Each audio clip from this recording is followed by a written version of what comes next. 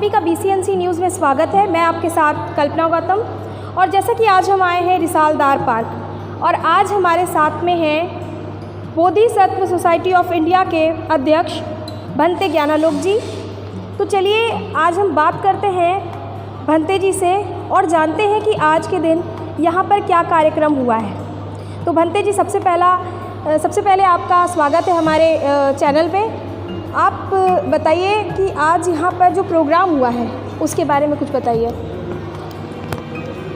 सबसे पहले आपको बहुत बहुत साधुवाद और आपके सभी BCNC श्रोताओं को शुभकामनाएं, मंगल कामनाएं, आशीर्वाद पूर्णिमा की।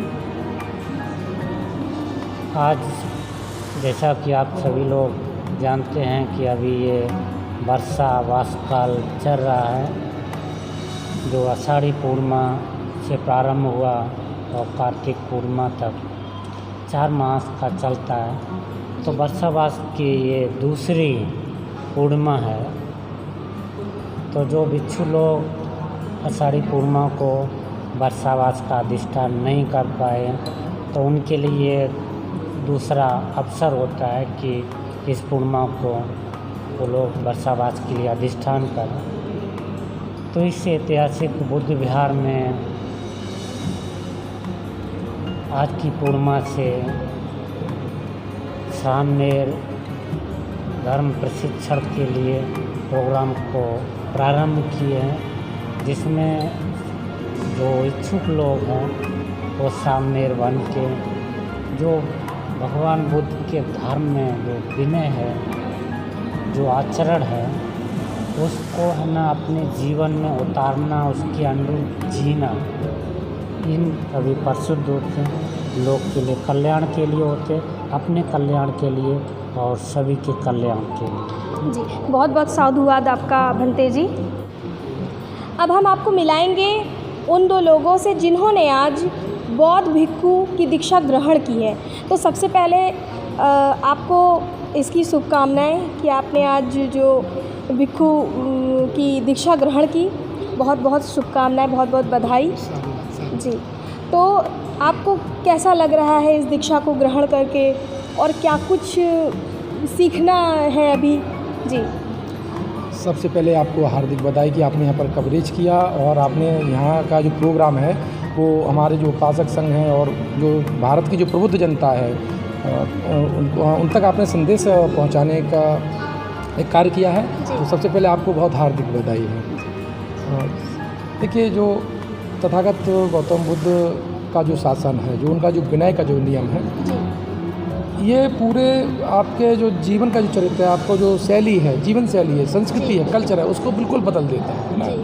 और ये मैं यहाँ जब 3 दिन में आया तो जो हमारे जो सीनियर सर हैं, तो जब उनके संपर्क में आया तो मुझको ये मालूम पड़ गया था कि भारत में निश्चित रूप से अगर धम्म का अनुशासन रहेगा, विनय का अनुशासन रहेगा, तो ये भारत बहुत तरक्की करेगा और मानव जीवन के जो कल्याण है उसका बहुत कार्य होगा। तो दिनचर्या ही बदल गई। मेरा तो तीसरे दिन में ही जो शैली है, कल्चर है, वो सारा ही बदल गया है। और ये मैं खुद आपका ये तीसरा दिन है आज?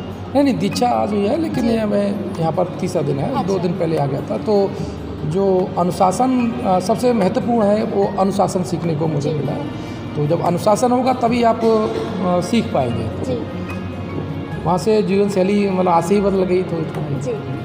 तो सर और क्या कुछ लग रहा है कि बहुत सारे बदलाव आए हैं, तो उस पर आपका क्या कहना है? और लोगों के लिए आपका क्या कहना है? लोगों के लिए आपका क्या संदेश है कि और लोगों को आकर इस दीक्षा को ग्रहण करना चाहिए? देखिए, चूँकि तथागत गौतम बुद्ध हैं हमारे, उन्होंने पूरा का जो है वो जीव के कल्याण के लिए पूरे संदेश दिए हुए हैं। कोई भी जो हमारे साथी हैं, चाहे वो उपासक की भूमिका में जा सकते हैं, सामने की भूमिका में भी आ सकते हैं, और अगर वो आजीवन करना चाहते हैं तो बहुत भिक्षु की आजीवन दीक्षा भी ले सकते हैं, है ना। वो किसी भी रूप में आए, अंत में वो कार्य वही करेंगे जो जीव के कल्याण का होता है। ठीक है, बस अपनी सुविधा और अनुसार वो अपनी जो किसी घर की जिम्मेदारी भी होती है तो वो उपासक बन के ही बहुत कार्य कर सकता है, और जो 24 आवर्स करना चाहता है तो फिर वो उनको दीक्षा लेके काम करना चाहिए। सम्राट अशोक महान हमारे जो हुए, उन्होंने भी अपने एक राज परिवार में रहते हुए पूरा अनुशासन धर्मानुशासन से पूरा राज्य किया, और भारत में सबसे ज़्यादा जो जीडीपी जो प्राप्त हुई है वो उसी वक्त हुई है, और उस वक्त इतनी बड़ी आपकी सीमा थी जिसे अंग्रेज़ नहीं ढूंढ पाए, है ना। तो वो धम्म विनय और संघ के वजह से ही हुआ था, है ना। तो आप किसी भी भूमिका में हो, चाहे आप नेता की भूमिका में हो, चाहे आप परिवार में मुखिया की भूमिका में हो, चाहे कोई भी आप काम करेंगे, उसमें आपका जो संघ विनय के नियम, धर्म के नियम लगेंगे ही लगेंगे। तो इसका मतलब केवल यही नहीं है कि एक रिलीजियस व्यू से ना, ये जीवन के जीने का एक तरीका है, चाहे आप किसी में जिए। तो सर, जैसा कि अभी आज आपका नामकरण भी हुआ है, तो अभी आपका नाम क्या है, क्या रखा गया है अभी? हमारे परम पूज्य आदरणीय ज्ञानानंद सर ने हमारा जो नाम दिया है वो बुद्ध प्रताप रखा है। सर, आपको भी बहुत बहुत शुभकामनाएं कि आपने आज जो भिक्षु की दीक्षा ली है, उसके लिए सबसे पहले आपको बहुत बहुत शुभकामनाएं। आपको कैसा लग रहा है आज दीक्षा लेकर? आज हमारा तीसरा दिन है, हम लोग 2 दिन से अंडर ट्रेनिंग में थे, तो बहुत अच्छा हम लोग फील महसूस कर रहे हैं। एक जीवन की प्रक्रिया, जीने का जो अहम तरीका अपने जीवन में बिताना होता है, उसको हम लोग यहाँ ट्रेनिंग लेकर के कर पाएंगे, और ये देख पाएंगे कि हम लोग अपने जीवन में कितना निखार ला पाते हैं, तो हम दुनिया को बता पाएंगे। पूरे देश भर में अगर इसका चलन चलेगा तो प्रत्येक परिवार से लोगों को निकल कर के आना चाहिए, और श्रमणेर जो दीक्षा है वो सब लोगों को 10 दिन की लेनी चाहिए।